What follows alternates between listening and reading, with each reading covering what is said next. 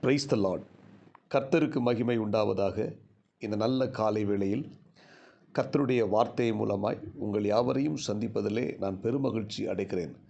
கலாத்தியர் புத்தகம் 4ஆம் அதிகாரம் 19ஆம் வசனம், என் சிறு பிள்ளைகளே, கிறிஸ்து உங்களிடத்தில் உருவாகும் அளவும் உங்களுக்காக மறுபடியும் கற்ப வேதனை படுகிறேன் என்று பவுல் கலாத்திய சபைக்கு எழுதுகிறார். கலாத்திய சபையில் இருக்கிற விசுவாசிகளுக்குள் கிறிஸ்து உருவாக வேண்டும். அந்த கிறிஸ்து உருவாகிற வரைக்கும் நான் கற்ப வேதனை படுகிறேன் என்று சொல்லி தன்னுடைய அந்த வேதனைகளை அவர் விசுவாசிகளுக்கு சொல்லுகிறார். அன்புக்குரிய தேவனுடைய பிள்ளைகளே, இந்த இறை வசனத்தின் மூலமாய் நம்முடைய ஆவிக்குரிய வாழ்க்கையில் நாம் கற்றுக்கொள்ளுகிற ஒரு வார்த்தை என்னென்னா, நமக்குள் கிறிஸ்து உருவாக வேண்டும். அல்லேலூயா. நம்ம ஆண்டவரை ஆராதிக்கிறோம், ரட்சிக்கப்பட்டிருக்கிறோம், மனம் திரும்பி இருக்கிறோம். ஆனால் நமக்குள்ளே கிறிஸ்து இருக்கிறாரா என்பதை நாம் பார்க்க வேண்டும். கிறிஸ்துவின் சுபாவங்கள் நமக்குள் காணப்பட வேண்டும். கிறிஸ்துவை போல நாம் வாழ வேண்டும். நமக்குள் கிறிஸ்து ஒவ்வொரு நாளும் உருவாகி கொண்டிருக்க வேண்டும். ஒரு உண்மையான தேவனுடைய பிள்ளைகளுடைய உள்ளத்தில் கிறிஸ்து உருவாகி இருக்க வேண்டும்.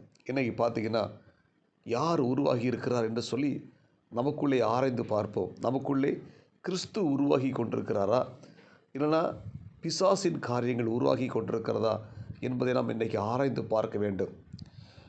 இயேசுவை பின்பற்றின சீசர்களை பார்த்தீங்கன்னா, அவங்க இயேசுவோடு கூட இருந்தார்கள். இயேசுவோடு கூட இருந்த சீசர்கள் இயேசுவை பின்பற்றினார்கள். இறுதி நாட்களில் அவங்க இயேசுவை போல வாழ்ந்தார்கள். இயேசுவை போல வாழ்ந்து மரித்து இந்த உலகத்தை விட்டு சென்றார்கள்.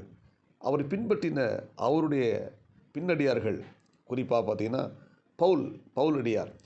அந்த பவுலடியார் கிறிஸ்துவை ஏற்றுக்கொள்வதற்கு முன்பதாக அவர் ஒரு மிகப்பெரிய, அதாவது கிறிஸ்தவர்களை துன்பப்படுத்துகிறவனாகவும் கிறிஸ்துவுக்கு எதிராக செயல்பட்டவராகவும் காணப்பட்டார்.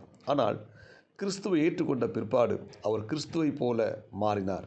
அவர் சொல்கிறாரு, கிறிஸ்துவின் அச்சடையாளங்களை என் சரீரத்திலே தரித்திருக்கிறேன் சொல்லுகிறார். அன்புக்குரிய தேவனுடைய பிள்ளைகளே, நம்முடைய சரீரத்தில் மட்டுமல்ல, நம்முடைய இருதயத்திலையும் கிறிஸ்துவை நாம் தரித்து கொண்டிருக்க வேண்டும். நமக்குள்ளே கிறிஸ்து உருவாக வேண்டும். இந்த ஒரு எண்ணத்தோடு கூட நாம் காணப்பட வேண்டும். இன்றைக்கு நாம் யாரை உருவாக்கி கொண்டிருக்கிறோம்? நமக்குள் கிறிஸ்து உருவாகி கொண்டிருக்கிறாரா, இல்லை சத்துருடைய காரியங்களும் சத்துருடைய எண்ணங்களும் நமக்குள்ளே உருவாகி கொண்டிருக்கிறதா என்பதை நாம் இன்றைக்கு ஆராய்ந்து பார்த்து, ஒருவேளை நமக்குள்ளே கிறிஸ்து உருவாகவில்லை என்றால் நமக்குள்ளே கிறிஸ்து உருவாவதற்கு நம்ம என்ன செய்யணும்? பிரயாசப்பட வேண்டும். ஸ்தேவானை பாருங்கள், அவன் ஒரு பந்தி விசாரிப்புக்காரன். இயேசு கிறிஸ்துடைய சீசரோடு கூட இருந்தவன்.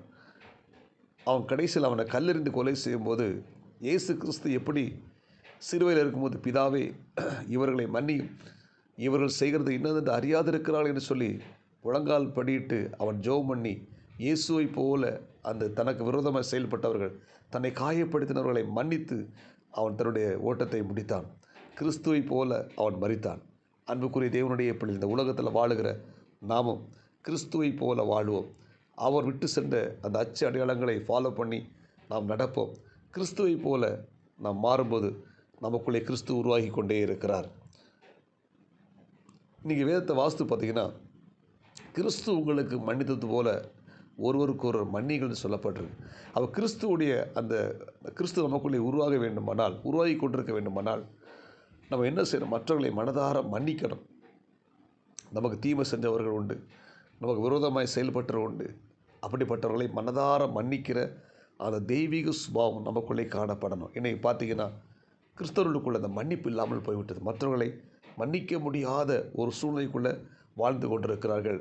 நாம் ஒவ்வொருத்தரும் மற்றவர்களை மனதார மன்னிப்போம்.